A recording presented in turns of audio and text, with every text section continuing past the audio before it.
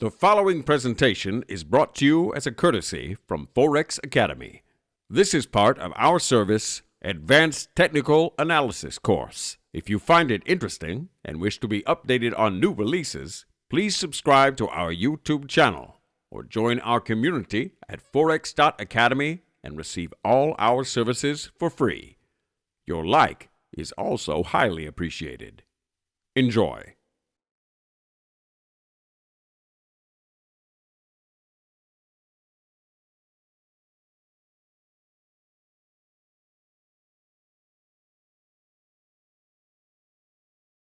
We'll now move our attention to speculative positioning. What is speculative positioning? The definition of speculative positioning, or speculation, is that it is the hope of gain, but with the risk of loss. I'm sure most of us will appreciate that when trading the markets, there is no reward without the potential for loss.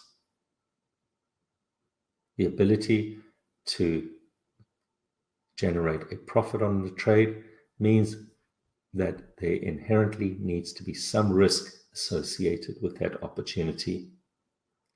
Positioning then is the decision to enter the markets and take on the potential loss in exchange for the potential gain. It makes sense then that for us to be willing to take on the potential loss means that our expectation with regards to potential gain is greater than the potential loss that we're exposing ourselves to. Therefore, we are comfortable to take the risk on board. When we talk about positioning, we also really need to consider a number of other important aspects. One is the emotional drivers in the market. There are two very important emotional drivers in the market that are impossible to quantify. These are known as fear and greed, and they are ever present in the financial marketplace. Emotional drivers affect our decision-making process. And by that, we also mean then that it affects positioning in the market. Let's think about a trade that you decide to take on board. You make a decision to go long euro-dollar. If price action starts to move in an upward direction, perhaps at some later stage, you may, or your level of confidence has increased and you decide to add to that position. What you're doing is you are adding to the position so that you can increase the amount of profit that you can generate from this trade idea. Therefore, your greed to make money is also acting as a driver in the market. If, however, we take a trade in euro-dollar and experience a situation where price action falls sharply almost immediately, we have a strong fear of losing money, and to try and avoid losing any further money might force us to make an irrational decision by closing that position early without really thinking it through. The fear of losing money has forced us to make an emotional decision, and this would then necessarily have an impact with respect to overall positioning in the market.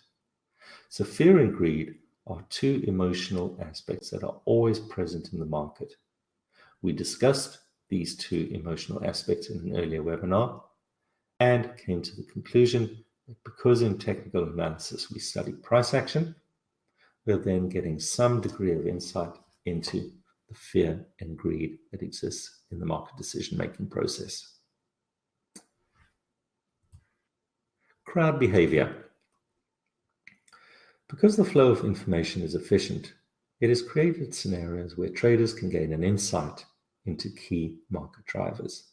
Now, this is relevant for both the institutional market, which we'll look at shortly in terms of what that means, as well as the retail market. Crowd behavior is a very important aspect for trends. When more and more traders or investors begin to participate in a particular move, then that trend is fueled. In other words, momentum begins to increase, or the force behind that trend. So crowd behavior with respect to positioning is always going to be an important consideration when evaluating or trying to get insight into the market's positioning. As an example, let's assume that you read an article at the beginning of the year that states the hedge fund community is long euro-dollar. Well, what this might do is it might further improve the underlying sentiment towards the euro and may then persuade additional traders to take on fresh long positions in euro-dollar, or perhaps even add to that position. What we'll see very shortly when we discuss sentiment is that we should also question what this positioning by the hedge fund community with respect to euro-dollar means for market sentiment. We'll touch on that very shortly. You as a trader might decide to take a position on a particular currency pair, and your broker then sends out a piece of information telling you that the market is long 70, or the market is net long 70% in terms of its client positioning on that particular instrument, and net short 30%. You might take this as positive information because you've decided to go long, that you are siding with the majority of the market. Once again, though, we also need to raise perhaps some questions around what the implications are towards sentiment.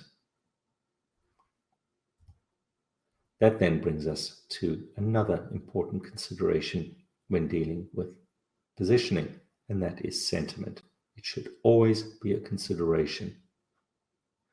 If we go back to the example about the hedge fund community, and we read a report that the hedge fund community is long euro-dollar, perhaps there might be some added information that these long positions are at historically high levels.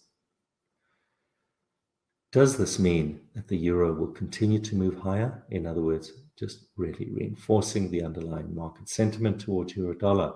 Or perhaps because this is at historical levels in terms of the positioning, does it mean that the market is too long euro-dollar? In other words, this perhaps raises a question mark around whether price action can and will continue to move in an upward direction. One conclusion that we came to when we were looking at sentiment in one of the webinars in the Advanced Technical Analysis course was that major turning points in market always occur when sentiment is at an extreme. So for you as the analyst and as the trader, when looking at any type of information relating to speculative positioning, always ask yourself, what does this mean with respect to sentiment? And therefore, what are the implications for price action going forward? Another aspect that needs to be considered are the opportunities in the market.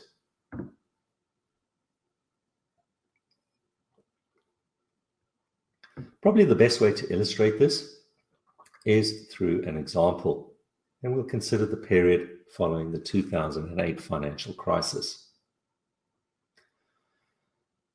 Following that crisis, individuals and institutions experienced a lack of investment opportunities, principally due to a low interest rate environment.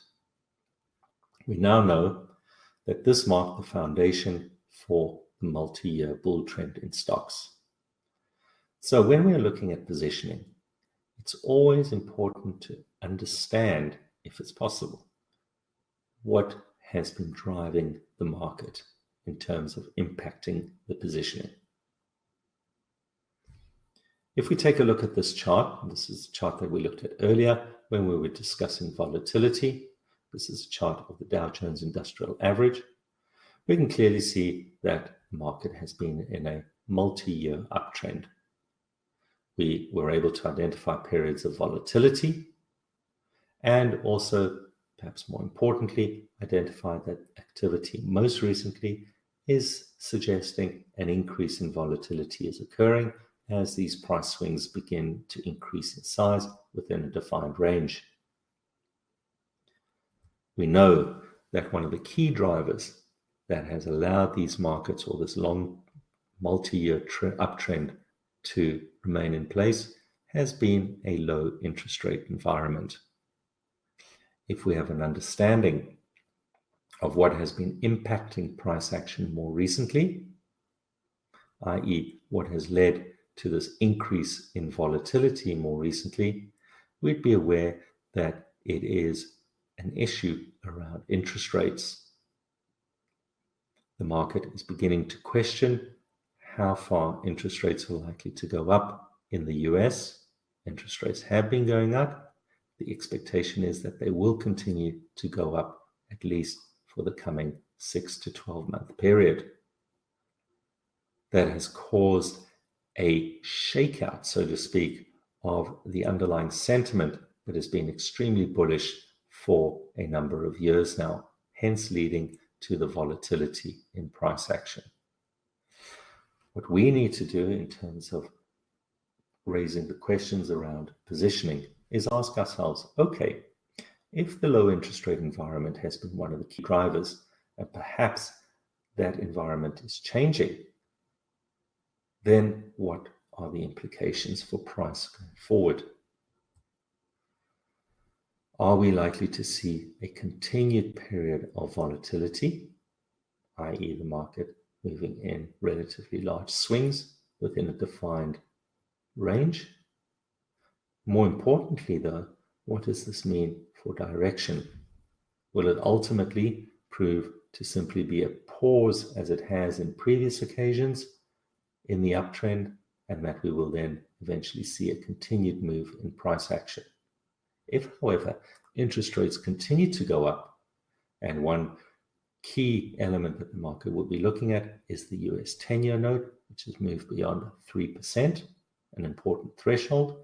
If the yield continues to move higher and move further away from the 3%, does that potentially mean that the key driver of now not so low interest rates, but perhaps rising interest rates, might have a negative impact on price action, and ultimately we will see prices move in a downward direction and perhaps establish a more trending component as the market then begins to move down? We don't know for sure, but what we are illustrating over here is how you can use the information around trend analysis, understanding what has been driving the market. You could even come to some conclusions about positioning. Perhaps you also have some information in terms of what you gathered from the financial press relative to positioning, to start formulating an opinion in terms of how you're going to tackle this particular market. That then illustrates what we mean and how we can capitalize on speculative positioning. We'll now move our discussion onto the institutional versus retail positioning. You have two sectors in the economy. You have the institutional market and you have the retail market. The institutional market is generally known as real money accounts. These are generally regarded as very educated and highly skilled individuals. They certainly are more experienced in the job that they do and have access to more markets with faster execution.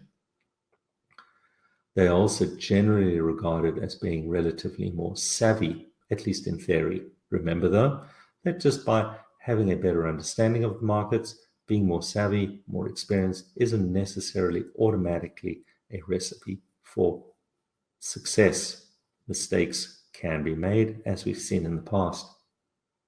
Institutional accounts or institutional traders have more capital and access to larger accounts. They are more decisive in their decision-making process. They often enter at an earlier stage of trends and are much more acutely aware of trends that are maturing and potentially in the process of reversing. A retail trader, on the other hand, is often more poorly prepared for markets. However, fortunately, there is the ability to educate yourself, gain an understanding in terms of the tools and techniques that can be applied to both reading and trading financial markets, and to get yourself into a position where you are much more better prepared for tackling the challenges within the markets. That will then also give you a higher probability of being able to survive over the medium to long term.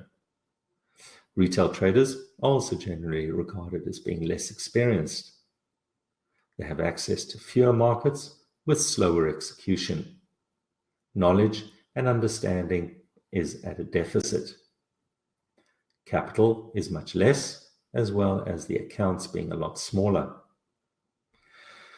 Retail traders are generally regarded as a sector that is likely, or at least more likely, to procrastinate and are also prone to indecision. They often play catch-up and tend to enter at the end of a cycle. Finally, retail traders are less aware of trends that are maturing, as well as whether the potential reversals are taking place. Let's take a look at an example. In January of 2015, Swiss National Bank removed a floor that it had been managing for a number of years around Euro Swiss at 120. This had a massive impact on the market, which we'll see shortly. However, what's interesting to note is that in September 2014, hedge funds began scaling out of long Euro Swiss positions, leaving only a 5% long exposure. They had obviously begun to question whether the Swiss National Bank was able to continue managing this 120 floor, or whether it was actually even willing to continue managing it.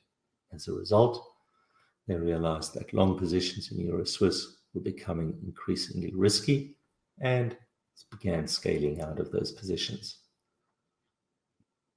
In the retail market side, however, none of this type of evaluation had occurred, and it's interesting to note that in January 2015, the retail market sector had a net long exposure in Euro Swiss of 95%.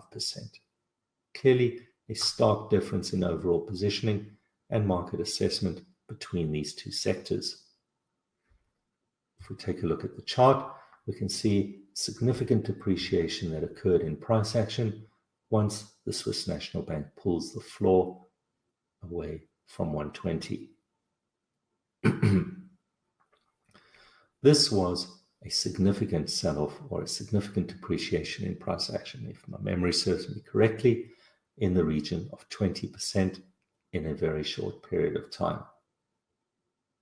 It reverberated around the retail sector, and a lot of brokers were in trouble. One broker, in turn, had to close down business as a result of this excessive positioning by the retail sector in terms of being long Euro Swiss.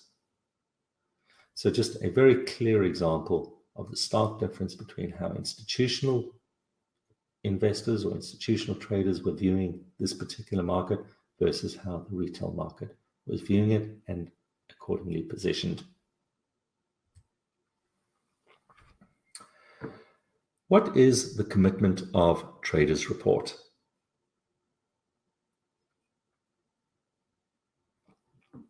This is a report that comes out each Friday and is published by the Commodity Futures Trading Commission, CFTC.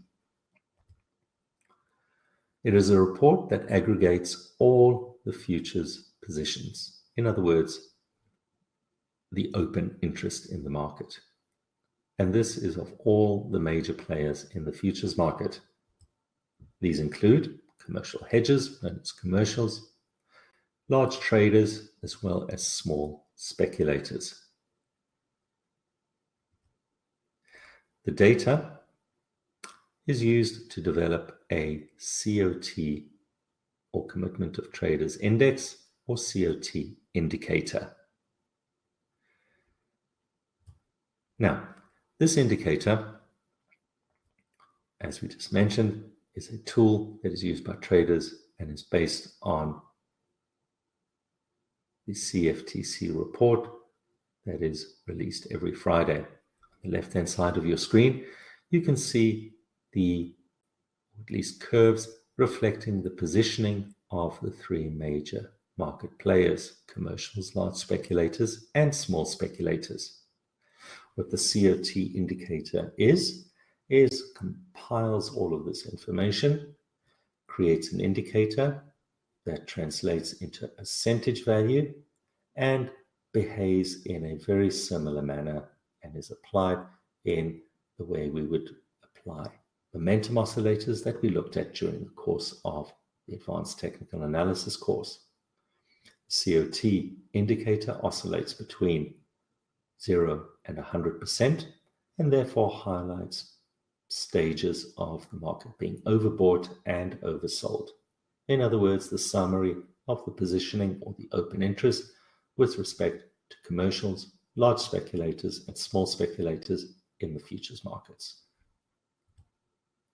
The purpose of the COT indicator is to monitor the markets, identify potential situations of market manipulation, and also to see how different groups are positioned. It is an indicator that can help identify the smart money and the commitment of other market participants, namely the commercials, the large speculators, and small speculators. Finally, it is a tool that can be used in a variety of different platforms. This then brings us to the end of our introduction to advanced trading theory. We certainly hope that you have found the insight and the introduction into some of these tools stimulating.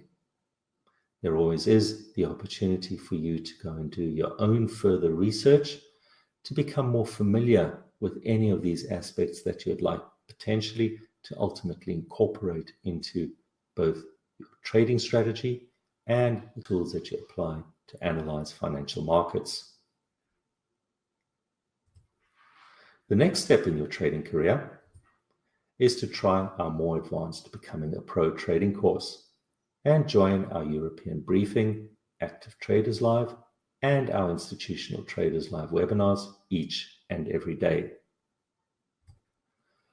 For more information and details, please go to the Forex Academy website.